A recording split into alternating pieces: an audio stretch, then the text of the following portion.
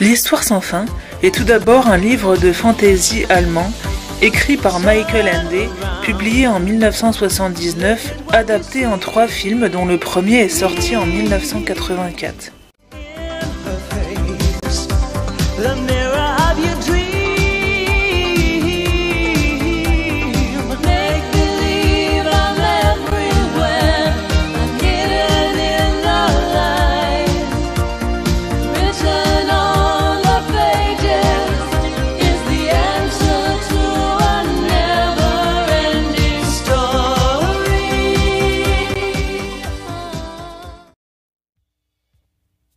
Il raconte comment Bastien, un jeune garçon de 10 ans très solitaire, va sauver le monde imaginaire de Fantasia.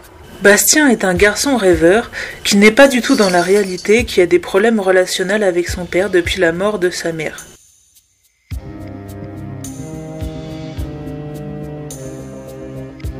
Il se fait souvent racketter par ses camarades de classe. Un matin, en fuyant 3 garçons qui tentaient de l'agresser, il se réfugie dans une librairie. C'est là qu'il découvre et vole un bouquin intitulé L'Histoire sans fin. Pris d'une furieuse envie de le lire, il sèche les cours et passe la journée dans le grenier de son école. Le livre évoque le monde de Fantasia, où le néant, apparu depuis peu, efface peu à peu les régions et les créatures de ce pays. Bastien découvre Atreyu, un jeune guerrier choisi par les habitants pour sauver Fantasia. L'impératrice de ce monde est malade, et cela semble avoir un lien avec le néant. Atreyu doit lui trouver un remède. Parallèlement, Gmork, un énorme loup au service du néant, se met à sa recherche. Atreyu se rend dans les marécages de la Mélancolie, où son cheval Artax meurt, pour voir Morla la Vénérable, une immense tortue. Elle lui dit de trouver l'oracle sudérien, se trouvant à des milliers de kilomètres. Dans les marécages, Atreyu se fait ensevelir et est sauvé de justesse par Falkor, un dragon de la chance. Il perd connaissance et se réveille à proximité de l'oracle, chez un couple de gnomes dont l'un est scientifique. Enjiwook, le gnome scientifique, étudie l'oracle depuis des années. Il explique au jeune guerrier qu'il doit franchir des épreuves pour rencontrer l'oracle sudérien. Atreyu, qui a réussi ces épreuves, demande à l'oracle quel est le remède pour l'impératrice. L'oracle lui répond que l'impératrice a besoin qu'un enfant humain lui choisisse un nouveau nom. Il lui dit d'aller chercher l'enfant humain aux limites de Fantasia. En cherchant l'enfant, Atreyu rencontre Gmork, qui lui explique que Fantasia vit grâce à l'imagination des hommes et qu'il se meurt à cause du fait que les humains ne rêvent plus. Le guerrier se bat contre le loup et l'élimine. Il ne reste alors plus grand-chose de Fantasia, hormis la tour de l'impératrice. Atreyu avoue à l'impératrice son échec. Elle lui révèle alors que ce n'en est pas un, qu'à travers le livre le lien avec l'humain est créé, que Bastien fait partie de l'histoire. Elle demande à Bastien de lui donner son nouveau nom. Le jeune garçon au début refuse d'y croire, puis finit par dire le nom de sa maman. Il se retrouve alors aux côtés de l'impératrice, qui lui montre un grain de sable, c'est tout ce qui reste de Fantasia.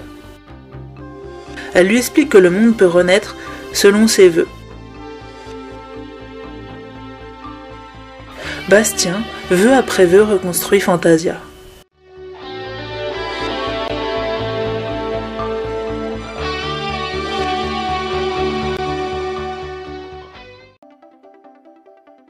C'est un film germano-américain sorti en 1990. On y retrouve à nouveau Bastien, adolescent cette fois, ayant toujours des difficultés relationnelles. Grâce à Laurine, un pendentif permettant d'exercer n'importe quel souhait, Bastien se rend à Fantasia.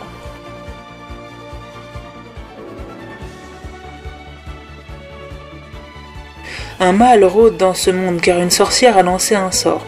Tout vœu prononcé par le détenteur de Laurine lui fait perdre un peu de sa mémoire. Ainsi Bastien risque d'oublier de protéger Fantasia. Nimbly, un oiseau allié de la sorcière, va à la rencontre de Bastien. Il incite plusieurs fois le garçon à faire un vœu sans succès.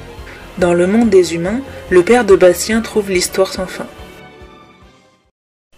Atreyu rejoint Bastien et Nimbly.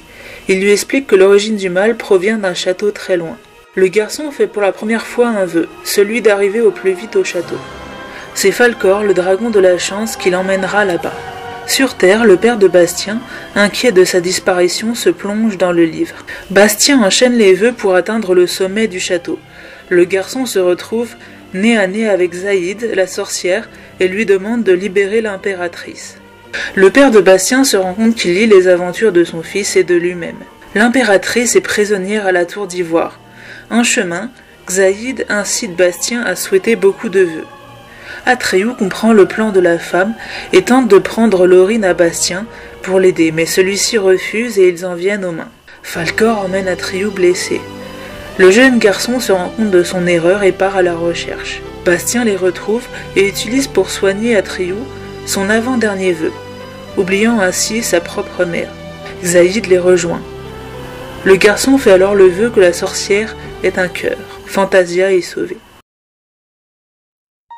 Je ne me rappelle plus très bien du film, car ce n'est pas mon préféré. Mais tout ce que je peux vous dire, c'est que cela parle de Bastien, évidemment, fuyant un groupe de jeunes nommés les Nasties, se réfugiant dans l'histoire sans fin. Les Nasties prendront possession du livre et jeteront le chaos sur Fantasia.